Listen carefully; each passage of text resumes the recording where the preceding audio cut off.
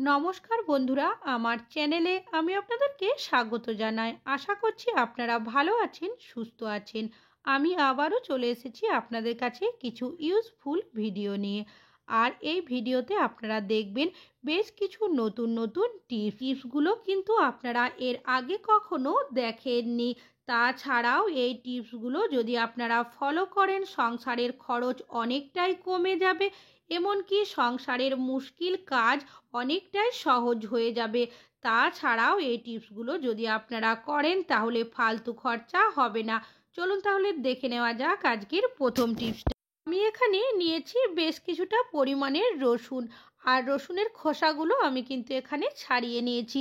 অনেক সময় দেখবেন আমরা এমন কিছু রেসিপি বানিয়ে থাকি যেগুলোতে রসুনের মিহি কুচির প্রয়োজন হয়, তবে কম পরিমাণের হওয়ার কারণে অনেক সময় কিন্তু আমরা চপারেও মিহিকুচি করতে পারি না। অনেকের কাছে কিন্তু চপার থাকে না, তখন আপনারা কিভাবে কম পরিমাণের রসুন মিহিকুচি করে নেবেন খুবই সহজে তার একটা টিপস আপনাদের কাছে শেয়ার করছি। তার জন্য এখানে নিয়েছি একটা ছুরি। এবার এখান থেকে একটা রসুনের কোয়া নিয়ে এইভাবে করে ছুরিটাকে আমি একটু চাপ দিয়ে দেব। তাহলে বন্ধুরা দেখতেই পাচ্ছেন যে কাজটি আমি কিভাবে করে নিচ্ছি। এবার ঠিক যেভাবে আপনারা কুচি করেন প্রথমে, ঠিক সেইভাবে আমি রসুনের কোয়াটিকে কুচি করে নেব। আপনাদের বোঝার সুবিধার জন্য আমি আরও একটা রসুনকে একইভাবে চাপ দিয়ে তারপর এইভাবে করে প্রথমে কুচি করে নেব। তারপর কি করবেন, এই রসুনগুলো একটা জায়গার মধ্যে রাখবেন, তারপর ছুরিটাকে দুটো হাতের সাহায্যে এইভাবে করে ধরে রসুনের মধ্যে কিছুক্ষণ এইরকম করে নেবেন। এইরকম করলেই দেখবেন খুব সহজেই কিন্তু এই রসুনগুলো একদমই মিহিকুচি হয়ে যাবে। তাহলে বন্ধুরা আশা করছি আপনাদের এই টিপসটিও অনেক বেশি কাজে আসবে। ভালো লাগলে লাইক করবেন। এখন চলে যাচ্ছি পরবর্তী টিপসে। এখানে নিয়েছি একটা পাত্র। কোনো কিছু যখনই আমরা ছাঁকি, সেটা দুধ হতে পারে বা অন্যান্য কোনো জিনিস, তার জন্য কিন্তু আমরা ছাঁকনির ব্যবহার করি। আর যদি পাত্রটা একটু বড় হয় এইভাবে রাখলেই দেখবেন ছাঁকনিটা কিন্তু পড়ে যায়, আর তখন দেখবেন আমাদের কিন্তু অনেকটাই সমস্যার মধ্যে পড়তে হয় যদি বাড়িতে কেউ ধরে দেওয়ার না থাকে তখন। তো তার একটা টিপস আপনাদের কাছে আমি শেয়ার করব। যখনই আপনারা একটু বড় পাত্র নেবেন, কি করবেন, নিয়ে নেবেন একটা এই ধরনের খুন্তি বা হাতাও নিলে হবে। এবার এইভাবে করে আপনারা পাত্রের মধ্যে রেখে তারপর ছাঁকনিটাকে রেখে দেবেন। এবার যদি আপনারা দুটো হাতের সাহায্যে এইভাবে করে কোনো জিনিস ছেঁকে নেন, দেখবেন খুব সহজেই ছেঁকে নিতে পারবেন। আশা করছি আপনাদের এই টিপসটিও অনেক বেশি কাজে আসবে। ভালো লাগলে লাইক করবেন। এখন চলে যাচ্ছি পরবর্তী টিপসে। আমি এখানে নিয়েছি একটা গ্যাস লাইটার। এই লাইটারগুলো সাধারণত আমরা গ্যাস জ্বালানোর ক্ষেত্রে ব্যবহার করে থাকি, তবে যখন আমরা রান্না বান্না করে থাকি অনেক সময় দেখা যায় এই লাইটারের মধ্যে তেল, মশলা, জল বা সবজি রান্নাও কিন্তু পড়ে যায়। দেখা যায় খুব তাড়াতাড়ির মধ্যে গ্যাস লাইটারের ওপরে মরচে ধরে যায়, এমনকি ভেতরের সাইডে নোংরা জমে যায়, যার কারণে দেখা যায় গ্যাস লাইটারটা কিন্তু ঠিকঠাকভাবে জ্বলে না। তারই একটা টিপস আপনাদের কাছে শেয়ার করছি। এখানে আমি নিয়েছি কোলগেট। আপনারা যে কোনো সাদা ধরনের টুথপেস্ট নিয়ে নেবেন। তো এখানে একবার ব্যবহার করার মতো আমি নিয়েছি। আর নিয়েছি একটা তুলোর সাহায্যে আমি এই যে কোলগেটটা রয়েছে সেটাকে লাইটারের মধ্যে প্রথমে ভালো করে লাগিয়ে নেব। আর দেখতেই পাচ্ছেন কাজটি আমি কিভাবে করে নিচ্ছি। এখানে কিন্তু আমি কোনো রকমের জলের ব্যবহার করিনি, যেহেতু গ্যাস লাইটারটা আমরা গ্যাস জ্বালানোর ক্ষেত্রে ব্যবহার করি। যদি এখানে জলের ব্যবহার করি তাহলে কিন্তু আরোই লাইটারটা জ্বলবে না।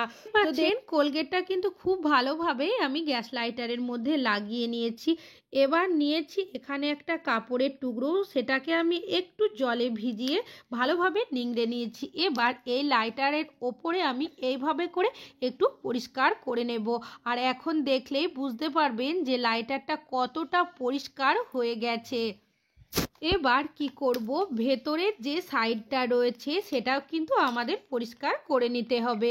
তার জন্য এখানে আমি নিয়েছি একটা ইয়ারবাড, সেটা দিয়ে আমি এইভাবে করে কিছুক্ষণ ঘুরিয়ে নেব। তাহলেই দেখতে পাবেন লাইটারের ভেতরের সাইডে যেটুকু নোংরা জমে রয়েছে সেটা কিন্তু খুব সহজে বেরিয়ে যাবে। আর যদি দেখেন এর মধ্যে কোনোভাবে জল বা তেল চলে এসেছে তাহলে কি করবেন, পাউডারটা আপনারা রৌদ্রের মধ্যে বেশ কিছুক্ষণ রেখে দেবেন, তাহলে কিন্তু ঠিক হয়ে যাবে। আর যদি রৌদ্র না থাকে, গ্যাসটা আপনারা এভাবে করে একটু জ্বালিয়েও রেখে দিতে পারেন।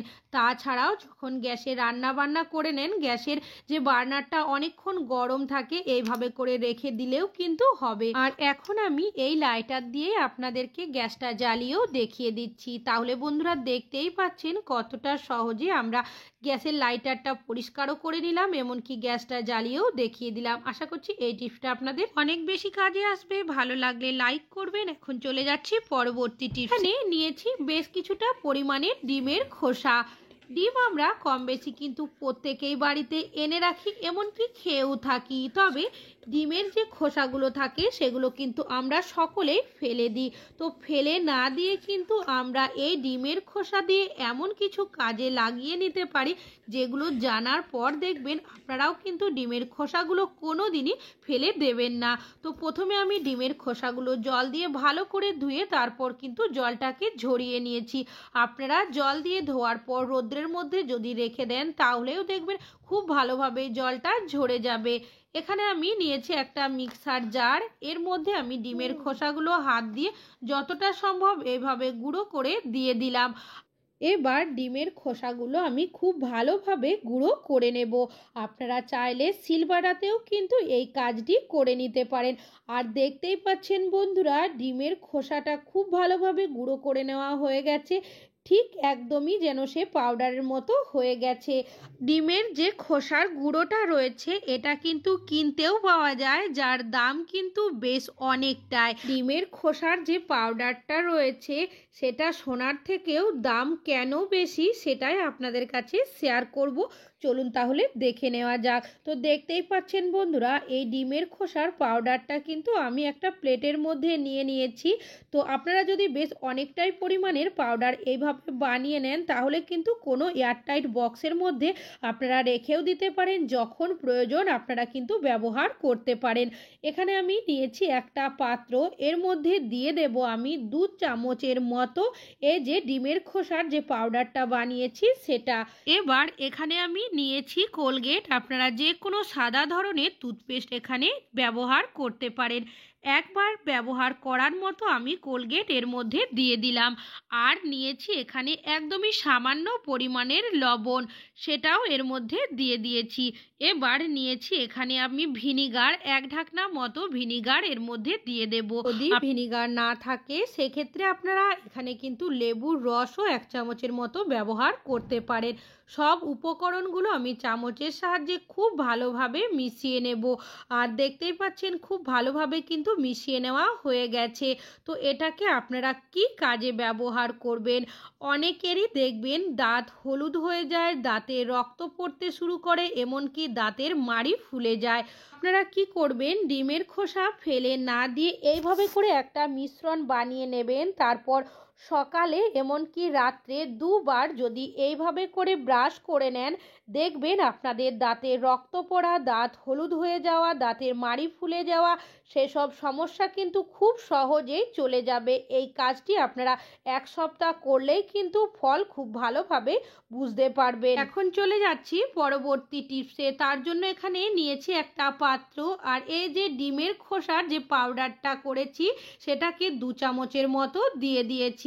এবার নিয়েছি এখানে আমি বেশ কিছুটা পরিমাণের মধু, সেটাকেও আমি এর মধ্যে দিয়ে দিলাম। আপনাদের কাছে যদি মধু না থাকে, তাহলে কিন্তু এখানে চিনির গুঁড়ো ব্যবহার করতে পারেন। বেশ কিছুটা পরিমাণের জল আমি এর মধ্যে দিয়েছি। এবার খুব ভালোভাবে এটাকে মিশিয়ে নেব। আর দেখতেই পাচ্ছেন খুব ভালোভাবে মিশিয়ে নেওয়া হয়ে গেছে। এই মিশ্রণটা আপনারা কি কাজে ব্যবহার করবেন? অনেকেরই দেখবেন বয়সের আগে মুখে, হাতে, পায়ে, গলাতে একটা ভাঁজ পড়ে যায়। তাছাড়াও রোদ্রে বেরোনোর কারণে মুখের মধ্যে, গলাতে, হাতে অনেকটাই ট্যান পড়ে যায়। তাছাড়াও শীতকাল এলে আমাদের মুখ, গলা, হাত, পা অনেকটাই শুষ্ক শুষ্ক হয়ে যায়। আপনারা এইভাবে করে যদি একটা মিশ্রণ বানিয়ে নেন, তারপর 1 মিনিট মুখে, গলাতে, হাতে, পায়ে যেগুলোতে আপনাদের মনে হবে ট্যান পড়ে গেছে, তাছাড়াও ভাঁজ পড়ে গেছে, শুষ্ক শুষ্ক হয়ে গেছে, সেই জায়গাগুলোতে এইভাবে করে স্কার্ফ করে নেবেন। অনেকে আছে দেখবেন তারা মাসে কিন্তু একবার করে পার্লার গিয়ে থাকে, এতে অনেকটাই সময় যেমন নষ্ট হয়, অনেকগুলো টাকাও কিন্তু খরচ হয়ে যায়। 1 মিনিট আমি স্কার্ফ করার পর পরিষ্কার জল দিয়ে ধুয়ে একটা শুকনো কাপড় দিয়ে মুছে দেব। আপনারা যদি এইভাবে করে ডিমের খোসা ফেলে না দিয়ে একটা মিশ্রণ বানিয়ে নেন, তাহলে কি হবে, আমাদের অনেকগুলো টাকাও বেঁচে যাবে, এমনকি পার্লারে গিয়ে সময়ও কিন্তু নষ্ট করতে হবে না। তাহলে বন্ধুরা, এইভাবে করেই কিন্তু আমরা বুঝতে পারি যে আমাদের সোনার থেকেও দামি হলো ডিমের খোসা। বাকি যে ডিমের খোসাটা রয়েছে সেটাকে আমি আর কি কাজে ব্যবহার করি চলুন তাহলে দেখে নেওয়া যাক। এসছি বেসিনের সামনে। বেসিন সাধারণত আমরা ভিম বার, লিকুইড বা অন্যান্য যে কোনো লিকুইড দিয়ে পরিষ্কার করে থাকি, যাতে করে খুব ভালোভাবে পরিষ্কার হয়ে যায়।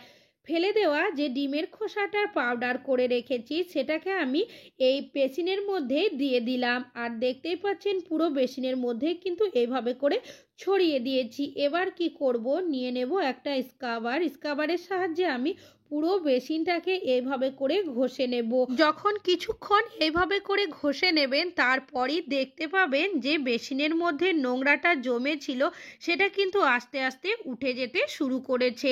আর তারপর আমি পরিষ্কার জল দিয়ে ধুয়েও আপনাদেরকে দেখিয়ে দিচ্ছি। তাহলে বন্ধুরা, দেখতেই পাচ্ছেন ডিমের খোসা ফেলে না দিয়ে আমরা কিন্তু সংসারের অনেক কাজে লাগাতে পারি, এমনকি অনেকগুলো টাকাও বাঁচিয়ে নিতে পারি। ডিমের খোসা ফেলে না দিয়ে আজকে আপনাদের কাছে যে টিপসগুলো শেয়ার করেছি সেই কাজগুলো করার জন্য কিন্তু আমাদের অনেকগুলো টাকাও খরচ হয়। ফেলে না দিয়ে এইভাবে করে যদি আমরা কাজগুলো করে নিই তাহলে কিন্তু অনেকগুলো টাকাও আমাদের বেঁচে যাবে, যার কারণে বলা হয়েছে সোনার থেকেও অনেকটাই দামি এই ডিমের খোসা। আপনাদের এই টিপসগুলো অনেক বেশি কাজে আসবে। ভালো লাগলে লাইক করবেন। এখন চলে যাচ্ছি পরবর্তী। এখানে নিয়েছি একটা আর্টিফিশিয়াল গলার হার। বিয়ে হোক বা অনুষ্ঠান, আমরা সোনার হার পরলেও অনেকেই আছি কিন্তু আর্টিফিশিয়াল হারগুলো পরে থাকি। তবে এই ধরনের যে আর্টিফিশিয়াল হারগুলো হয়ে থাকে, পরার পর দেখা যায় অনেক সময় আমাদের গলার মধ্যে চুলকানি হয়ে যায়, আবার র্যাশও কিন্তু বেরিয়ে যায়। তো তারই একটা টিপস আমি আপনাদের কাছে শেয়ার করব। যখনই আপনারা এই ধরনের আর্টিফিশিয়াল গলার হার পরবেন, কি করবেন, নিয়ে নেবেন একটা রসুনের কোয়া, তার উল্টো দিকটাতে এইভাবে করে লাগিয়ে দেবেন, যাতে করে রসুনের যে রসটা থাকে সেটা খুব ভালোভাবে হাড়ের মধ্যে লেগে যায়। তারপর যখনই আপনারা এই আর্টিফিশিয়াল হাড়গুলো গলার মধ্যে পরবেন, দেখবেন গলার মধ্যে চুলকানিও হবে না, এমনকি র্যাশও বেরোবে না। আশা করছি এই টিপসটা আপনাদের অনেক বেশি কাজে আসবে। ভালো লাগলে লাইক করবেন। আজকে এখানেই শেষ করছি, আবার চলে আসবো আরও নতুন নতুন টিপসের ভিডিও নিয়ে। ততক্ষণের জন্য ভালো থাকবেন, সুস্থ থাকবেন।